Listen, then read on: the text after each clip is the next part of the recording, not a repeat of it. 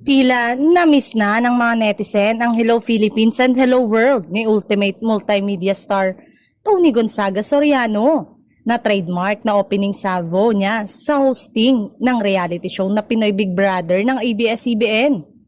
Ibinida kasi ng dati rin nilang PBB co-host na si Mariel Rodriguez Padilla ang reunion nilang tatlo ni Bianca Gonzalez Intal sa birthday party ng manager, producer sa ABS-CBN na si Linggitan. Silang tatlo ang tinaguriang Kuyas Angels o original host ng PBB. Sa kanilang tatlo, tanging si Bianca na lamang ang natira at nagsisilbing main host nito. Happiest birthday Tita Linggitan, only you could pull off a reunion like this. Our PBB OG gathering. It was such a joy to see everyone again, mababasa sa caption ni Mariel. Sa comment section ay mababasa naman ang masayang komento ni Tony, Kuyas Angels. Say naman ni Bianca, sobrang saya to see you both and everyone again.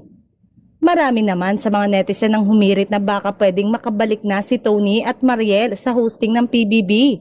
Lalo na ngayon at matagumpay ang Celebrity Collab Edition ng ABS-CBN at GMA Network. OG PBB hosts are still the best. Hoping you guys could work together again. It's just hits differently. Miss your Hello Philippines, Hello World version PBB will never be the same without you, Tin. Matatandang nagbitiw bilang main host ng PBB si Tony matapos mabash ng suportahan ng Unity Team at maging host pa ng Proclamation Rally noong 2021.